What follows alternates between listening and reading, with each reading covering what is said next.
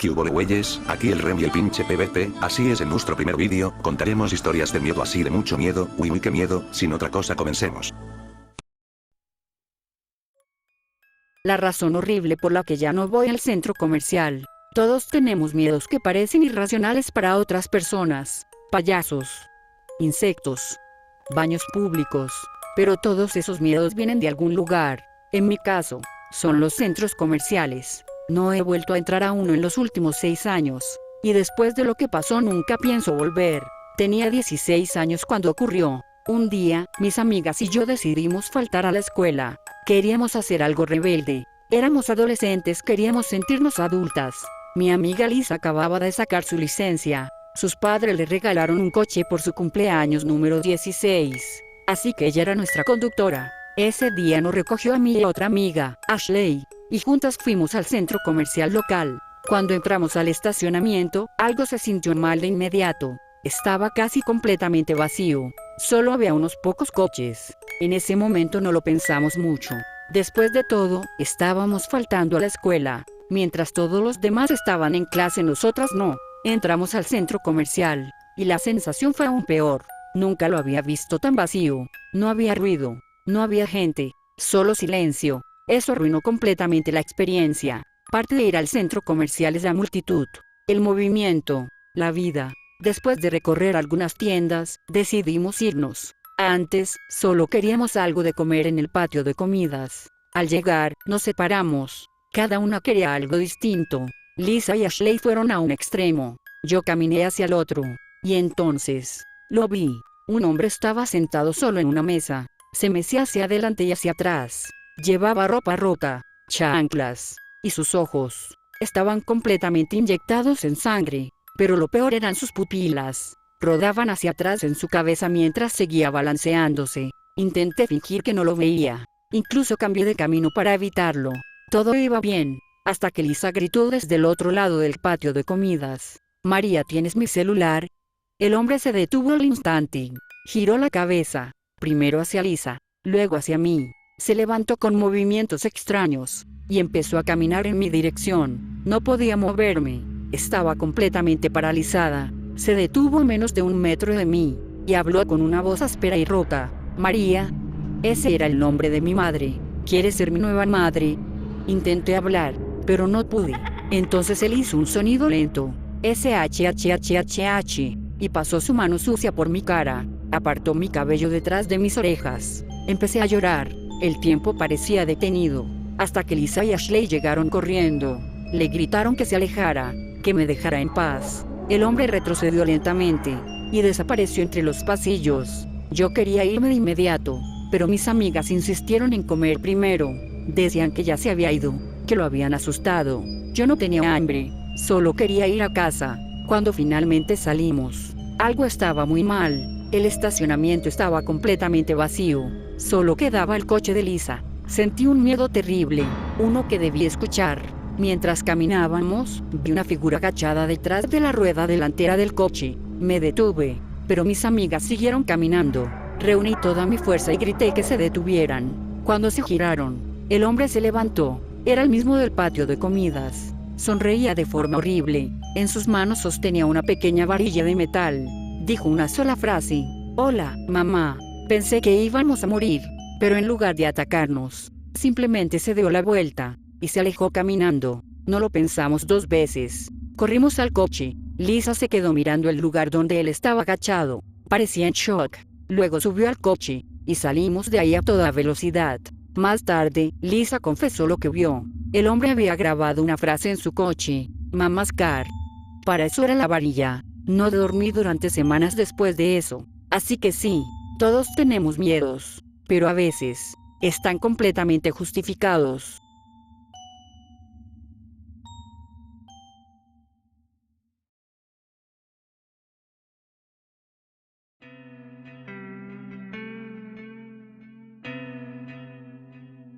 Hola, me llamo Aarón López y soy de Piedras Negras, Coahuila.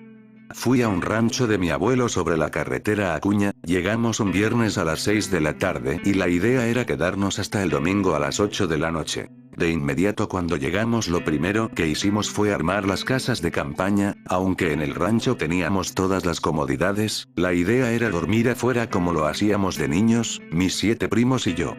Luego de armar las casas de campaña y de poner Coca-Cola, unos primos se pusieron a preparar la carne y junto con otro primo fuimos a buscar leña a la parte trasera de la casa. Tengo que decir que el terreno es muy grande y por la parte de enfrente cuenta con unas porterías para jugar fútbol, columpios, resbaladeros y un brincolín, por la parte de atrás de la casa.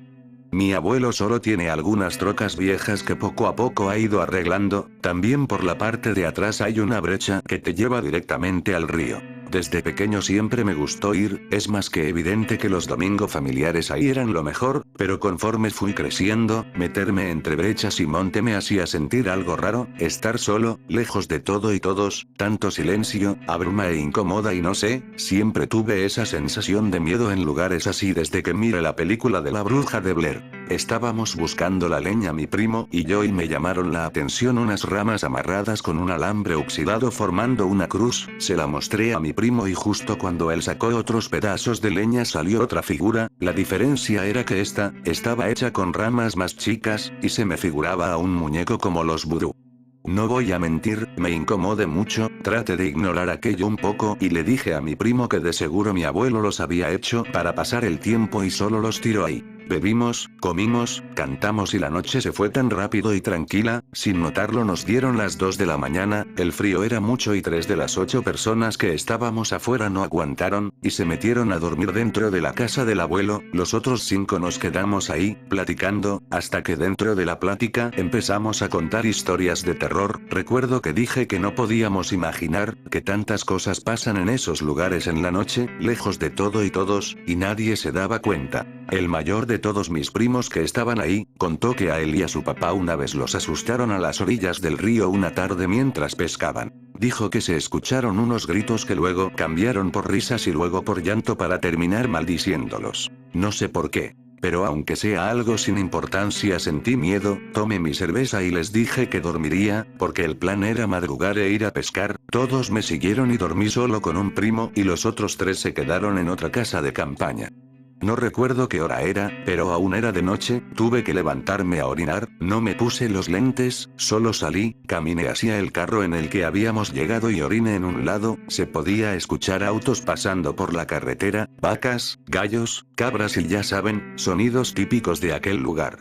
Así, terminé de hacer lo mío y volteé la cabeza, sentí un terrible horror cuando a lo lejos, en un columpio vi algo sentado y moviéndose, no sé por qué pero quise imaginar que era uno de mis primos, caminé y entré a la casa de campaña, justo cuando me acomodé para dormir de nuevo escuché el sonido de una cabra, pero no era común, era un sonido de una cabra sufriendo, gritando del dolor, supongo que mis primos estaban suficientemente ebrios y dormidos para no darse cuenta, pero yo me puse los lentes, abrí la puerta de la casa y me asomé, les juro que lo que vi es lo peor que me ha tocado ver en mi vida. Estaba una cabra justo donde oriné, tomé un cigarrillo y salí de la casa de campaña, la cabra comenzó a caminar, no hacia mí, sino rumbo al área de juegos, al ser lo único que se movía, la vi, y de la nada empezó a correr, haciendo sus ruidos de cabra, para mi sorpresa de la nada, se levantó y corrió en 2 patas, se subió a un columpio y meciéndose empezó a gritar, como si estuviera sufriendo, la vi y quedé en shock, corrí y desperté a mi primo, mi compañero de casa, los dos estábamos ahí atónitos, viendo a una cabra arriba de un columpio ahora mientras se reía, nunca nos miró, no volteaba a vernos pero la luna brillaba tanto como para verla moviendo sus patas y sosteniéndose con las otras del columpio.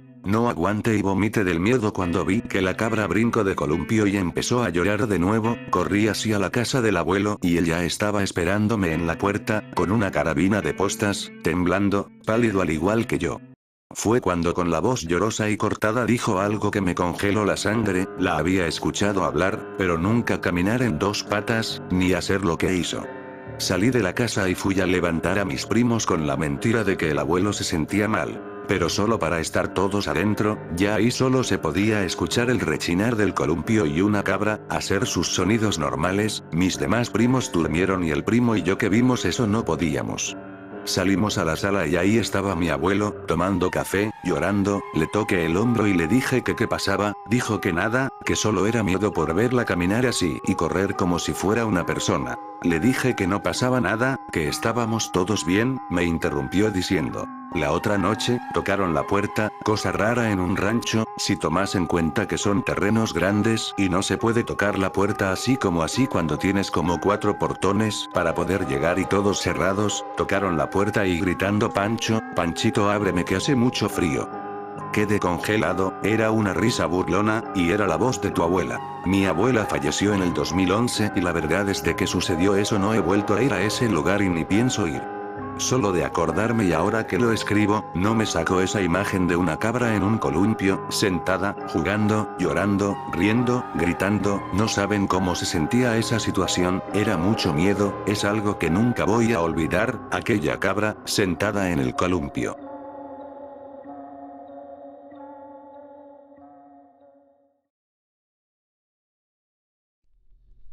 Acabo de despertarme, y veo frente a mí una decoración barata de Halloween. Un esqueleto de cartón que brilla en la oscuridad, pegado en la puerta de mi armario. Y no, esta no es otra de esas historias creepy donde algo o alguien está esperando ahí dentro para salir a mitad de la noche y atacar, eso espero. Ahora mismo, todo lo que puedo ver en las penumbras de mi cuarto es el débil resplandor verde pálido de esos huesos amarillentos. Pero lo que temo en verdad es que, al encender la lámpara que yace en mi mesa de noche, tal vez me encuentre cara a cara con mi viejo amigo David. O lo que queda de él. David era el niño raro de la escuela. De hecho, es la persona más rara que haya conocido jamás. A nadie más le agradaba. Incluso mi madre, que es generalmente una persona muy amable, nunca lo llamaba por su nombre. Siempre se refería a él como ese niño. Cuando llegaba a casa tarde para la cena, o cubierto de lodo y con la ropa arrugada, ella decía, ¿otra vez estuviste con ese niño? Oh, ¿que no te he dicho que no te juntes con ese niño raro? Su propia madre rara vez hablaba con él, y nunca lo sacaba para hacer algo divertido. Parecía tener un hedor que lo seguía a todas partes, y aunque nunca lo vi dar un puñetazo o romper las pertenencias de alguien más, la gente que le hacía algún mal a menudo terminaban heridas o se metían en alguna clase de problema. Los otros chicos lo molestaban a cada rato, principalmente por ser tan delgado, no era más que piel y huesos. Sin embargo, nunca se atrevieron a golpearlo, pues todos le tenían algo de miedo. David vivía a unos minutos de mi casa y nos hicimos amigos a pesar de sus extraños ademanes. Creo que se aferró a mí, pues yo siempre fui muy paciente y comprensivo con él, más dispuesto que los demás a seguirle el juego con sus afirmaciones más alocadas. Según él, había frustrado varios robos a mano armada en el banco local, y tacleó a varios invasores en su hogar. Era el campeón mundial del body popping, y completamente letal en casi todas las formas de artes marciales. Sus mentiras eran siempre súper exageradas, e incluso de niño, esto me parecía fascinante. Quiero decir, ¿por qué no intentar sorprenderme con cosas que sonaran vagamente realistas? David solía contarme que su padre murió en un brutal accidente de motocicleta, uno de sus 2 temas de conversación favoritos. Pensándolo bien, era más bien una obsesión. Los detalles del accidente cambiaban cada vez que lo describía, pero siempre involucraba una forma muy específica en la que su padre perdió la vida. Algunos criminales, traficantes de drogas, una banda rival o cualquier cosa de esa índole, lo estaban persiguiendo por la autopista una noche y lo llevaron a una trampa donde estiraron un cable de acero a lo largo del camino para frenar su moto. Su padre viajaba a tal velocidad que la fricción que se formó cuando salió volando sobre el manubrio y se deslizó por la carretera hizo que se desdoblara. Recuerdo que tuve que preguntarle a David a qué se refería con eso, de lo cual me arrepentí al instante. Según David, es cuando la piel se separa del cuerpo tan limpia y rápidamente que los huesos quedan expuestos. David me dijo que en el funeral solo había un esqueleto dentro del ataúd, y la única forma de saber que eso era su padre, era por la chaqueta de cuero que traía puesta y sus gafas de sol. No hace falta que me lo aclares. Supe desde el vamos que era otra mentira. No había manera de que el ataúd estuviera abierto durante el funeral. Pero, ay, Dios, esa vez sí le creí. Esa es una imagen que se quedará en la mente de un niño por un largo tiempo. En la cochera de David había una motocicleta polvorienta y desvencijada, quizás de la década de los 50, así que siempre asumí que la historia era verdad hasta cierto punto. David se la pasaba tratando de arreglar la moto, lo que consistía principalmente en cubrir el vehículo con brillantes calcomanías de águilas, usando gafas de aviador y esqueletos ataviados con chaquetas del ejército, acompañados siempre con frases como muerte antes que el deshonor. A veces, cuando pegaba las calcomanías, decía que iba a cazar a los tipos que mataron a su padre, y luego sufrirían el mismo destino que él. David rara vez decía la verdad sobre, bueno, lo que fuera, pero sus mentiras siempre alcanzaban nuevos horizontes cuando involucraban a su padre, con ridículas fantasías en torno a su vida y muerte que se volvían más alocadas con cada día que nos encontrábamos para charlar o jugar. De repente hablaba de él como un agente secreto del gobierno que trabajaba tanto para el servicio de inteligencia británico como para la CIA, en una misión encubierto para salvar al mundo de unos gánsteres neonazis que robaron un rayo de la muerte ultrapoderoso. En fin, cualquiera de estas mierdas era de lo que casi siempre hablaba David, pero nunca se acomodaron del todo a sus estándares. Siempre tenía que superarse a sí mismo en la materia. Por otro lado, creo que sentía cierta empatía por él en lo que respecta a este tema, ya que apenas recordaba a mi propio padre, y nunca logré que mi madre me hablara de él. David decía que él y yo éramos como hermanos, y aunque se veía más necesitado de cariño que yo, supongo que disfrutaba de sentirme tan querido y apreciado, al menos al principio. La segunda obsesión de David eran los esqueletos. Estas cosas estaban por todas partes de su dormitorio. Modelos de plástico, figuritas de calabozos y dragones, e incluso una de esas estatuas de anatomía que encontrarías en el consultorio de un doctor. Tenía una buena colección. Amaba las xilografías de la Edad Media cuyos esqueletos representaban a la muerte, la hambruna o la mortalidad. Esas imágenes siempre me daban escalofríos, pero el cuarto de David estaba tapizado con ellas, las cuales, en su mayoría, habían sido robadas de la biblioteca. Intentaba sin descanso copiar estas imágenes y pegarlas por todas las paredes, pero, como no era muy buen artista, siempre terminaba luciendo más escalofriantes de lo que ya eran en un principio. De entre todos sus cientos de esqueletos, su favorito era una figura de cartón de tamaño real, la cual puedo ver frente a mí en estos momentos, aunque, en realidad, no es más que un adorno barato y de mal gusto, calculo yo que de 1 metro de altura, con una sonrisa traviesa en el rostro y extremidades móviles ensambladas con tachuelas, que se podían hacer girar para simular que el esqueleto bailaba un poco. Lo tenía pegado a su armario, y gustaba de rodearlo con grandes stickers. Me dijo que los tipos que mataron a su padre se lo regalaron la noche en que murió, y lo vio colgado ahí cuando se despertó por la mañana, sonriéndole. Al parecer, esto alimentó sus fantasías de que la muerte de su padre nunca se trató de un accidente, según David. Una advertencia, tal vez. Le pregunté por qué lo conservaba, y dijo que era para nunca olvidar que, a todos los que estamos vivos, nos espera un cruel destino al final del camino. A menudo describía con entusiasmo un sueño recurrente, en el cual se despertaba a mitad de la noche en una habitación con solo una puerta, bloqueada por un esqueleto sonriente que le daba una única opción para sobrevivir. David tuvo que tomar el afilado bisturí sobre el vestidor junto a su cama, un regalo del loco, y hacer un uso drástico de él para poder pasar por la única otra salida, una diminuta ventana, de apenas 30 centímetros de ancho, para emerger del otro lado y renacer, libre de miedo. Yo intentaba verle el lado positivo a su obsesión con los huesos humanos, y a veces le sugería que debería estudiar para volverse cirujano cuando fuera grande. No obstante, su respuesta siempre era algo como: quiero ayudar a quienes lo necesiten, no lastimarlos. O los cirujanos pierden el tiempo cosiéndote la piel y cubriendo las heridas con vendajes. ¿Por qué dejaría que la gente sufra dentro de sus pieles? Esto era algo recurrente con David. Tenía la loca idea de que los seres vivos, de alguna manera, estaríamos mejor si nos quitásemos de encima nuestra piel.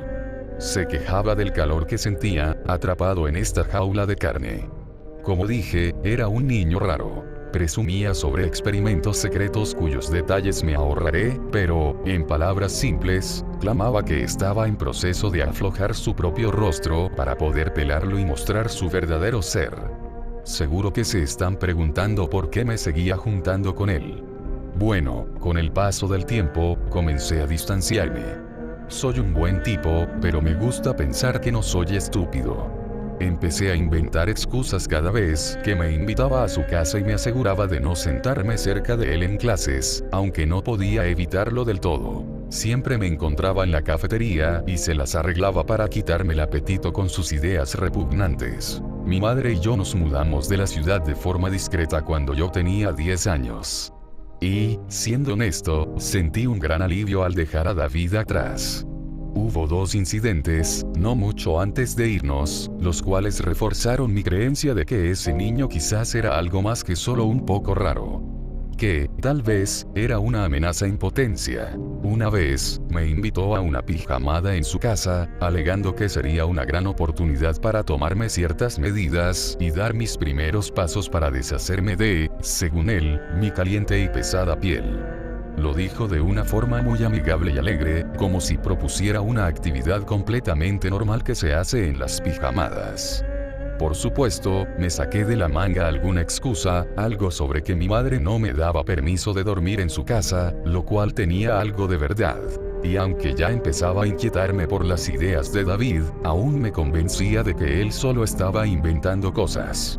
Asumí que estaba un poco molesto y desesperado debido a mis constantes esfuerzos de rechazar su compañía.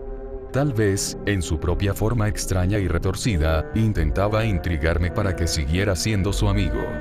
Sin embargo, el segundo incidente me obligó a aceptar que, en efecto, este chico no estaba jugando.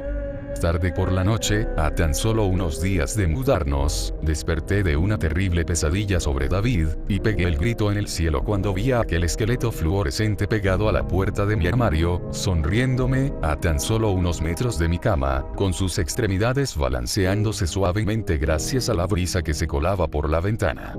Solía dejar mi ventana abierta por las noches, pues supuse que era demasiado pequeña para que alguien entrara por ahí. No obstante, parece que David se las había arreglado para pasar, con todo y su esqueleto de cartón. En ese tiempo, David era un niño flacucho que yo podría haber cargado sin mucha dificultad. Aunque, incluso para él, debió quedarle muy justa esa entrada. Mi mamá entró corriendo, mas nunca le dije por qué estaba tan asustado, pensando que me metería en problemas por dejar que David se escabullera en nuestra casa mientras dormíamos. Ya nunca más dejé la ventana abierta durante las noches después de eso, de hecho se convirtió en mi regla número 1 en la vida. Regresé el esqueleto a la mañana siguiente, molesto, pero para ese punto estaba tan asustado del tipo que, en lugar de quejarme por su truco tan cruel, solo fingí que me gustó la broma y le pregunté por qué lo había hecho. Él actuó sorprendido, jurando que nunca entró a mi cuarto en la madrugada.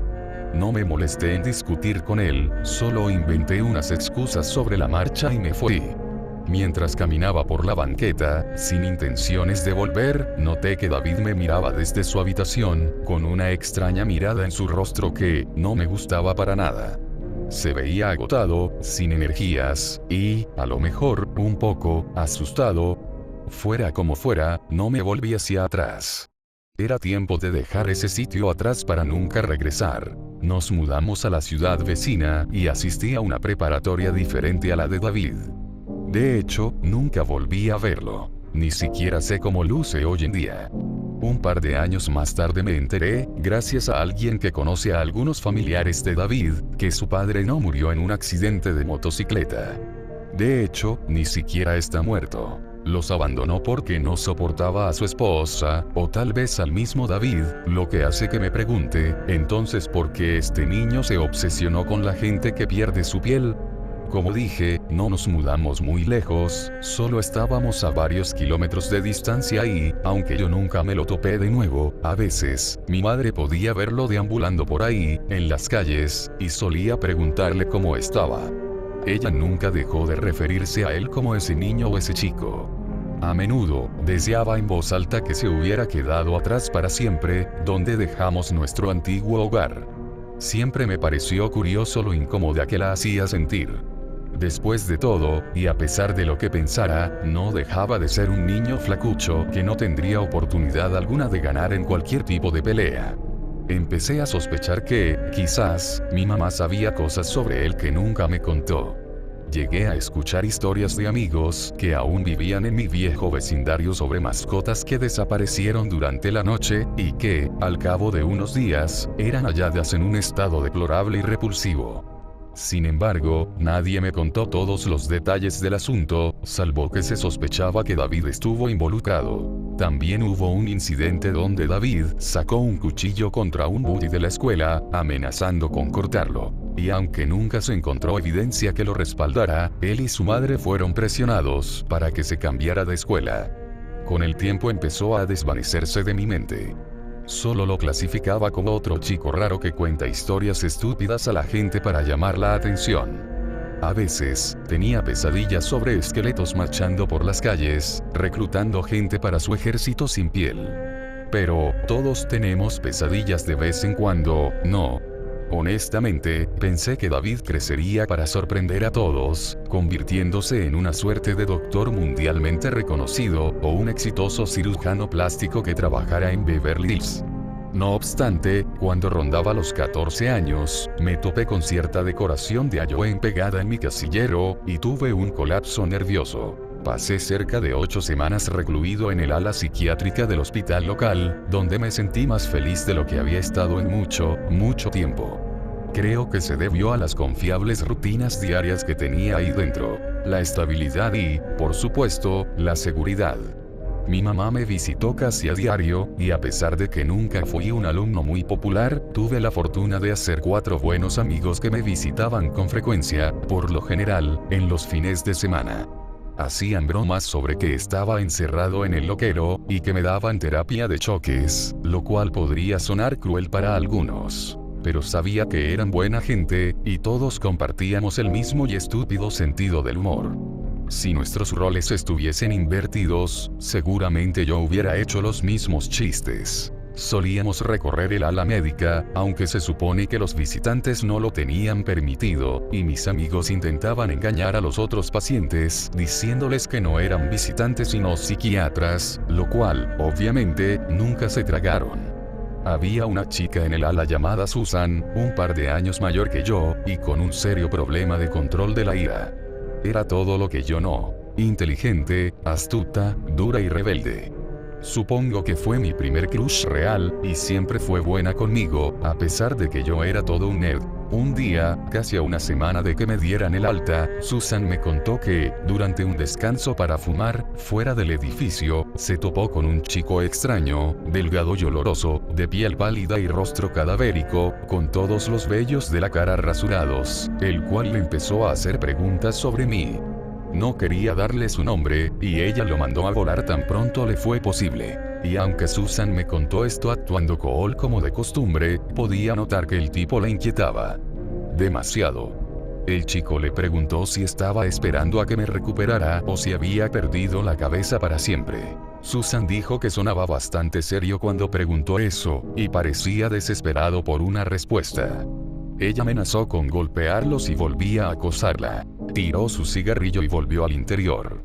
Sin embargo, él la siguió y continuó preguntando cosas raras. Que si yo me estaba cortando, o si tenía una mórbida obsesión con mi mortalidad.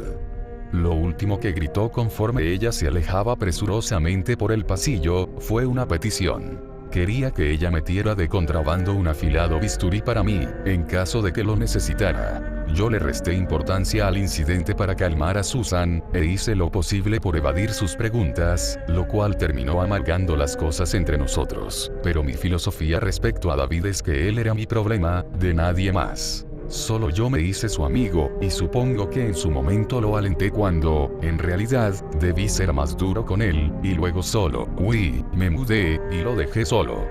Creo que cargaba conmigo algo de culpa por la forma en que manejé nuestra amistad. Ahora, estaba cosechando lo que sembré. No soportaba la idea de que mis errores afectaran a otros. Por supuesto, ahora veo la situación muy diferente. No fui más que su víctima. Él jugaba conmigo como si fuese una marioneta o un esqueleto del Día de Muertos, bailando al son de su mórbida canción. Pero, en ese entonces, no era capaz de verlo. Nunca le conté a mi mamá lo que pasó con el esqueleto en mi casillero, al igual que lo de su amistosa visita en el hospital. Claro, no era estúpida. Sabía que David me acechaba como un tiburón cuando huele la sangre de sus presas. Así que, en cuanto me dieron de alta, ella renunció a su empleo y nos mudamos una vez más, al otro lado del país, sin importar cuán duro fuera el golpe para su cuenta bancaria. Nos aseguramos de contarle esto a un grupo de personas que podría contar con los dedos de una sola mano. Literalmente, jamás volví a ver a alguno de mis amigos. Escuché que Susan desapareció un año después aproximadamente. La policía condujo una búsqueda, mas nunca se encontró rastro de su paradero. Eso es todo lo que sé. Siempre fue alguien muy rebelde, y me convencí a mí mismo de que, seguramente, solo se aburrió de su vida y huyó para empezar una nueva. Lo que sea con tal de dormir por las noches, no. Eso tenía en mente cuando tuve que comenzar desde cero otra vez. Mi propio inicio en una nueva ciudad me hizo mucho bien y, contra todo pronóstico, logré ponerme al corriente en la preparatoria, entrar en la universidad local y, finalmente, graduarme con honores y conseguir un trabajo de lo más decente en el ayuntamiento, brindando servicios sociales a gente con discapacidad. Se encontraba en un enorme edificio, construido en la década de los 60s, con aproximadamente otros 300 empleados. Y uno de ellos era David. Al parecer, ninguno de los otros empleados lo conocía. Trabajaba en recursos humanos, en una diminuta oficina ubicada en el sótano, pero nunca estaba ahí. En realidad, parecía que todo su departamento estaba ausente. Según me contaron algunos compañeros, se llevó a cabo un severo recorte de personal después de la crisis financiera del 2008, y supongo que solo dejaron allí el equipo más básico que se pudieron permitir. No sé cómo me encontró, debió estar muy determinado, pues mi madre cambió nuestros nombres. Al principio, no sabía que trabajaba ahí. Antes de saberlo, escuché algunas cosas sobre un recién llegado llamado David. Pero, seamos honestos, es un nombre muy común, y, como dije, parecía que nunca había gente en su zona de trabajo. Semanas después pude ver su nombre completo en un memorando, y sentí como si me hubiesen sacado las tripas de tajo. El correo hablaba sobre una fiesta de Halloween. David, según entendí, se había ofrecido para traer sus propias decoraciones, y que con ellas dejaría el lugar exquisitamente tétrico. En cuanto terminé de leer el correo, salí del edificio, regresé a mi pequeño departamento y sin pensarlo dos veces empecé a empacar mis cosas. Tal era mi afán que ni siquiera anuncié mi renuncia. Recuerdo que, un par de días antes de eso, describía a un hombre excéntrico de apariencia singular, casi tan delgado como la rama de un árbol del parque, el cual llevaba encima tantas prendas de ropa que apenas si podías verle la piel. Incluso llevaba gorra y guantes, a pesar de que el clima era algo cálido, incluso para ser octubre. Una gran bufanda de lana le cubría nariz y boca, y unos lentes oscuros cubrían sus ojos. Quise mantenerme incrédulo al principio, hasta que ella me aseguró que su piel era como la porcelana. Dudo que sea coincidencia que encontrara trabajo en recursos humanos. Allí, podría saber todo sobre mí en un parpadear. Todo lo que necesitaba saber estaba ahí. Dejé la ciudad esa misma tarde, retiré mis ahorros y cerré mi cuenta bancaria. Me deshice de mi teléfono, compré un boleto de autobús en dirección a una ciudad a la que nunca había ido y renté un cuarto barato por tiempo indefinido. Este es el cuarto donde estoy ahora. Traté de pasar desapercibido en la medida de mis posibilidades. Por suerte, mi mamá me enseñó a tener siempre suficiente efectivo para poder mudarme sin problemas en caso de ser necesario, o simplemente para permitirme comida decente y pagar el alquiler.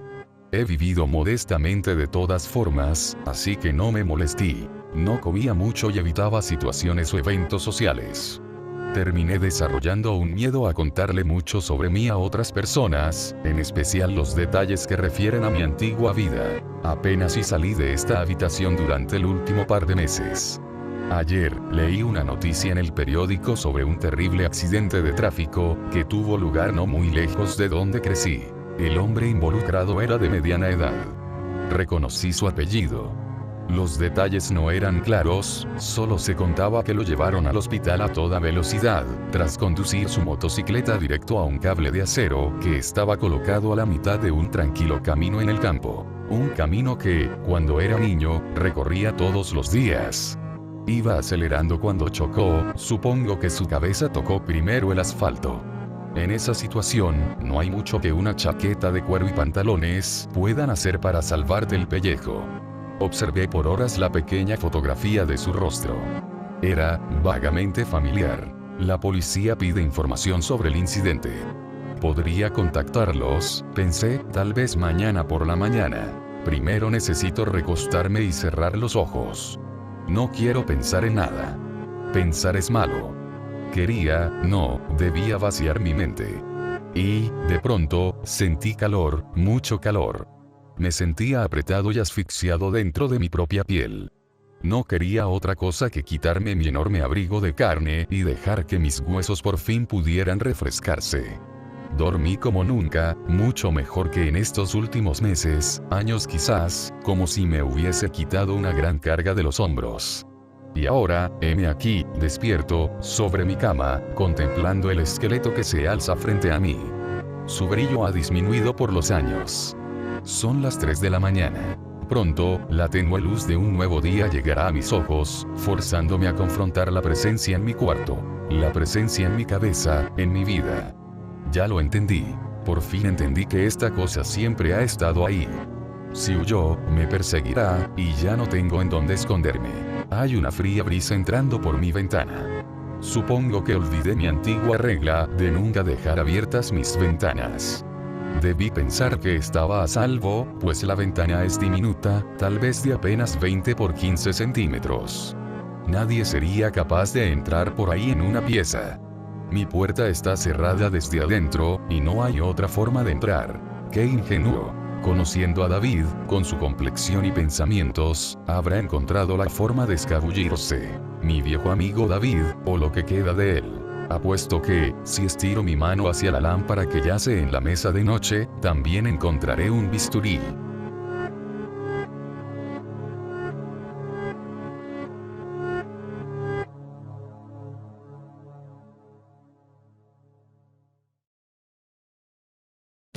No manches, si estuvo de miedo a poco, ¿no? No chingues, porque gritas, ¿estás güey o qué te pasa? Está bien que te haya dado miedito así, abuelita, miedo, horror. Bueno, pues mis chamacos se me cuidan, hasta la próxima, bye.